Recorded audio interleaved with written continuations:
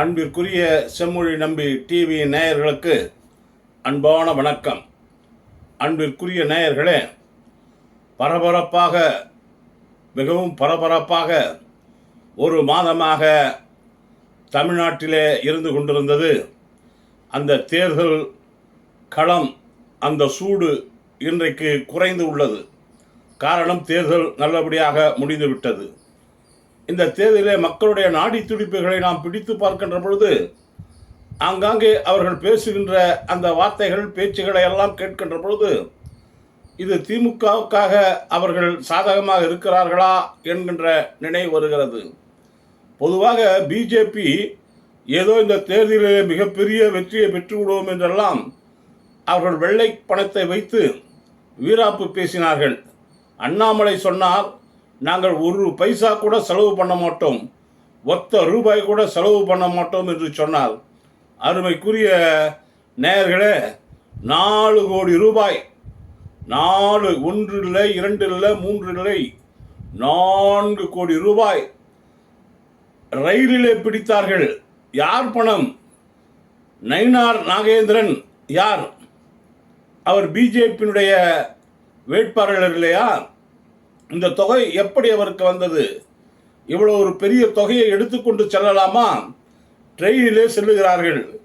போலீஸுக்கு துப்பு கிடைத்து தேர்தல் கமிஷன் அதை பறிமுதல் செய்கிறார்கள்.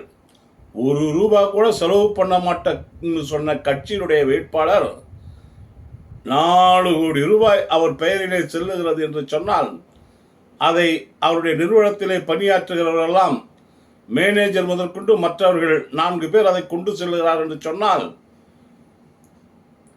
தேர்தல் கமிஷனை எவ்வளவு கேவலமாக அவர்கள் நினைத்து விட்டார்கள் என்பதை நாட்டு மக்கள் தான் புரிந்து கொள்ள வேண்டும். இந்த நெறித்தனம் எதற்கு? காசு கொடுத்தால் ஜெயித்து விடலாம் என்கின்ற எண்ணமா? சொல்லுவது ஐயோ, சொல்றது என்ன? நாங்கள் ஒரு பைசா கூட செலவு பண்ண மாட்டோம், ஆனால் செய்வது அத்தனையும் அயோக்கியத்தனம். இதுதான் இன்றைக்கு பிஜேபியுடைய நிலைமையாக இருந்து கொண்டிருக்கிறது. ஏதோ இவர் குட்டிக்கரணம் போட்டால் கூட நம்ம அண்ணாமலை, ஆட்டுக்குட்டி அண்ணாமலை கோயம்புத்தூரில் வெற்றி பெறவே முடியாது. காரணம், அவர் நினைக்கலாம் என்னோ கோயம்புத்தூரில் பிஜேபிக்கு ஓட்டி அள்ளி போட்டுருவாங்கட்டு அவர் தவறான கணக்கை போட்டு கொண்டிருக்கிறார். பிஜேபிக்கு ஏது தமிழ்நாட்டிலே ஓட்டு? நீங்கள் வரலாறுகளை நீங்கள் உற்று பார்ப்பீர்கள் என்று சொன்னால், பிஜேபி ஒவ்வொரு முறையும் கூட்டணியிலே தான் வென்று பெற்றார்களே தவிர தனியாக வென்றுவிடவில்லை. அதிமுகவுடன் கூட்டணி போட்டுக்கொண்டு எப்போது சட்டமன்ற தேர்தலில் வெற்றி பெற்றார்கள். ஏதோ சட்டமன்ற தேர்தலில் வெற்றி பெற்று விட்டதனால் ஏதோ தமிழ்நாடே, அதுவும் எத்தனை பேர்? சும்மா ஒரு 4 பேர். அதனால தமிழ்நாடே அவர்கள் பக்கம் என்ற ஒரு தவறான கணிப்பை வைத்துக்கொண்டு அவர்கள் கட்சியை வளர்க்க வேண்டும் என்று RN ரவியை, கவர்னரை கைப்பாவையாக தன்னுடைய கையிலே போட்டுக்கொண்டு எவ்வளவு இளைஞர்கள், எவ்வளவு தொல்லைகள், எப்படியெல்லாம் அவர்கள் செய்தார்கள் என்பதை நாட்டு மக்கள் மறந்துவிடவில்லை. இன்றைக்கு தமிழருடைய வாழ் உரிமையில் கூட தலையிட்டார்கள். அவர்கள் தாய் மொழியிலே கூட தலையிட்டார்கள். அவர்கள் என்னென்னவோ மாய்மாலங்கள் எல்லாம் செய்தார்கள். ஆனால் மக்கள் ஏற்றுக்கொள்வார்களா என்பதை சந்தேகமான ஒரு எண்ணத்தில் தான் இருந்து கொண்டிருக்கிறது. காரணம், அவர்கள் மக்களுக்கு அத்தனை கொடுமைகள் செய்தார்கள்.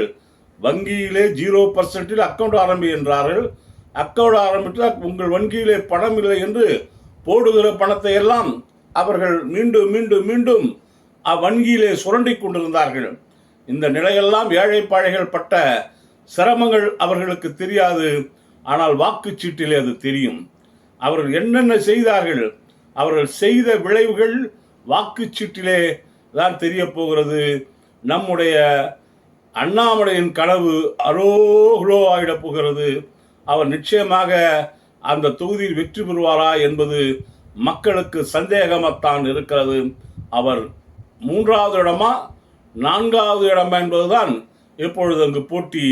அங்கே வெல்லப்போவது திராவிட முன்னேற்ற கழகம்தான். இதே அந்த இடத்திலே அதிமுக கூட்டணி இல்லை என்றால் வானதி சீனிவாசன் வெற்றி பெற்றிருப்பாரா? நிச்சயமாக வெற்றி பெற்றிருக்க முடியாது. இது கோயம்புத்தூரில் உள்ள நிலைமை. அங்கே பொதுவாகவே கோயம்புத்தூர் ஒரு இண்டஸ்ட்ரியல் ஏரியா, அதில் கம்யூனிஸ்டுகள் அதிகமாக இருக்கிறார்கள். அப்படிப்பட்ட கம்யூனிஸ்டுகள் ஏரியாவில் இவர் ஏதோ மணப்பால் குடித்து கொண்டிருக்கிறார். நிச்சயமாக இந்த தேர்தலுடன் அவருடைய எண்ணங்கள் முடிந்துவிடும். அதற்கு பிறகு ஒருத்தர் கிளம்பியிருக்கிறார், அவர் தான் ஓ பன்னீர்செல்வம். ஓ பன்னீர்செல்வம் பாவம் இன்னைக்கு கட்சியில் அவர் கொடியை துளைத்து சின்னத்தை தொடுத்து அனாதையாக இருக்கிறார். ஒன்றுமே இல்லாத போய் சுயேட்சையில் போட்டியிடுற அளவுக்கு இன்றைக்கு அவர் ஆனதுக்கு காரணம் யார் என்று கேட்டால் அவர் நம்பிக்கையாட இருந்த மோடிஜியும் பிஜேபியும் தான். முதல்ல ஒரு நண்பர்களை யாருன்றத நம்ம அடையாளம் வச்சுக்கணும். நல்ல நண்பர்களாக தான் நம்ம சேர்த்துக்கணும். ஆனால் ஆசைப்பட்டு போய் பொறியில் போய் மாட்டினா என்ன பண்ண முடியும்? இன்றைக்கு நம்முடைய ஓபிஎஸ்க்கு ஆன கதி தான்.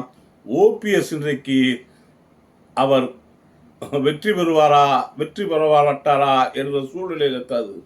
ஆனால் அந்த ராமநாதபுரத்திலே இன்றைக்கு வரைக்கும் பார்த்தோம் என்று சொன்னால், கடந்த முறை எம்பியாக இருந்த முஸ்லீம் லீக் கட்சி தான் அங்கே வெற்றி பெறப் போகிறது. அதில் எந்த மாற்றமும் இல்லை. ஆகவே அங்கே ஓபிஎஸ்க்கு அங்கே ஊதிவிட்டார்கள். அதற்கு பிறகு நீங்கள் எடுத்துக்கொள்வீர்கள் என்று சொன்னால், அருமை சகோதரர்களே, அடுத்தது நம்முடைய தினகரன் அவரை பற்றி தெரியும். அந்த தொகுதி மக்களுக்கு தெரியும். அந்த தேனி தொகுதியிலே அவர் ஏற்கனவே ஒரு பாராளுமன்ற உறுப்பினராக இருந்தவர் தான். அவர் என்னென்ன வித்தைகள் காட்டுவார், என்னென்ன செய்வார், எப்படியெல்லாம் மோடி மஸ்தான் வித்தை காட்டுவார் என்பது தெரியும். இன்றைக்கு நல்லவர்களெல்லாம் ஒரு கூட்டணியில், நல்லவர்கள், நாட்டிற்காக உழைப்பவர்கள், தமிழ்நாடு நன்றாக இருக்க வேண்டும் என்று சொல்பவர்கள், தமிழ்நாட்டுக்காக பாடுபவர்கள், தமிழ்நாட்டை ஓங்கி வளர வேண்டும் என்று உறக்க குரல் கொடுப்பவர் எல்லாம் இன்றைக்கு ஓரணியிலே இருக்கிறார்கள். ஆனால் கமர்ஷியல் மைண்டில் பதவிக்கு வர வேண்டும் என்று பதவி வெறியில் இருப்பவர்களெல்லாம் இன்றைக்கு பிஜேபியில் போய் கூட்டணி போட்டுக் கொண்டிருக்கிறார்கள். அது இந்த தேர்தலோடு முடிந்துவிடப் போகிறது. வருகிற செய்திகளை எல்லாம் பார்த்தால், வருகின்ற தகவல்களை எல்லாம் பார்த்தால், பிஜேபி 100 சீட்டு பிடிக்குமா என்பது வடநாட்டிலே சந்தேகமாக இருக்கிறது. அப்படிப்பட்ட செய்திகள் தான் வந்து கொண்டிருக்கிறது. இன்றைக்கு வருகின்ற தகவலை பார்த்தால் பிஜேபி நிச்சயமாக ஒன்றியத்தில் ஆட்சிக்கு வர முடியாது என்கின்ற சூழ்நிலை தான் இன்றைக்கு இருந்து கொண்டிருக்கிறது. அருமைக்குரிய நேயர்களே, இப்படிப்பட்ட சூழலிலே டிடிவி தினகரன், நிச்சயமாக சொல்கிறேன், தேனியிலே அவர் குப்பை கொட்ட முடியாது. அவரை பற்றி எல்லோருக்கும் தெரியும். வேலை ஆவணம்னா உடனே பேசுவார், அரவணைப்பார், சிரிப்பார், காசு எடுத்து அடிப்பார். ஆனால் இப்போ எல்லாம் தெளிவாக இருக்கிறான் பிரதர். எல்லாரும் பிரதர் தெளிவு. இப்போ திமுக கூட்டணி, இந்தியா கூட்டணி தான் வர வேண்டும் என்று அங்கேயே முடிவு பண்ணிவிட்டார்கள். ஆக இப்படி பிஜேபி உங்களை எல்லாம் மிரட்டி, உங்களை எல்லாம் இடி, ஐடி இப்படிப்பட்ட மத்திய அரசு நிறுவனங்களை வைத்து மிரட்டி உங்கள் மீது இருக்கின்ற வழக்குகளை வாபஸ் பெற வேண்டும் என்ற ஆசையின் காரணமாக இன்றைக்கு பிஜேபியிடம் கூட்டணி போட்டிருக்கின்ற டிடிவி தினகரன், ஓ பன்னீர்செல்வம் போன்றவர்களுக்கெல்லாம் இந்த தேர்தல் ஒரு மரணடியாக இருக்கும். ஆகவே அருமைக்குரிய நேயர்களே, உண்மை எது, பொய் எது, யார் எப்படி இருப்பார்கள் என்பதை நீங்கள் போக போக தெரிந்து கொள்ளுங்கள். நிச்சயமாக தர்மம் வெல்லும், நீதி வெல்லும், நியாயம் வெல்லும், இந்தியா கூட்டணி வெல்லும். திராவிட முன்னேற்ற கழகத்தின் கொடி பாராளுமன்றத்திலே செங்கோட்டையிலே பறக்கும் என்று இந்த நேரத்தில் நான் சொல்லி, அருமைக்குரிய நேயர்களே, என்றைக்கும் திராவிட முன்னேற்ற கழகம் எந்த சூழ்நிலையிலும், எப்படிப்பட்ட ஒரு கடினமான காலகட்டத்தில் கூட இந்த இயக்கத்தை அழிக்கவோ ஒழிக்கவோ முடியாது. ஏன் என்று சொன்னால், இது தியாகத்திலே பூத்த இயக்கம். இந்த இயக்கம் நிச்சயமாக பாராளும். இந்த இயக்கம் யாரை கை காட்டுகிறதோ அவர்கள்தான் பிரதமராக வருவார் என்பது இன்றைக்கு தெல்ல தெளிவாக இந்தியாவிலே தெரிகிறது. இன்றைக்கு நம்முடைய தென்னகத்திலே இருந்து உருவாகுகின்றவர் தான் தென்னகத்தில் இருந்து, அதுவும் குறிப்பாக தமிழகத்தில் இருந்து இன்னும் சொல்ல வேண்டும் என்று சொன்னால் சித்தரஞ்சன் சாலையில இருந்து விரலை டெல்லியிலே யாரிடம் காட்டுகிறார்களோ அவர்கள்தான் பிரதமர் என்பது முடிவாகிவிட்டது. ஆகவே என்றைக்கும் மக்கள் நீதியின் பக்கம் இருப்பார்கள் என்பது தெளிவாக தெரிகிறது என்று கூறி, எனக்கு நீண்ட நாளுக்கு பிறகு நாம் சந்திக்கிறோம். உங்களுக்கெல்லாம் என் நன்றியை நான் தெரிவித்துக் கொள்கிறேன். உங்களுடைய அன்பான ஆதரவை எங்களுக்கு வழங்கிட எங்களுடைய சேனலை சப்ஸ்கிரைப் செய்து தரும்படி அன்போடு கேட்டுக்கொள்கிறேன். நன்றி, வணக்கம்.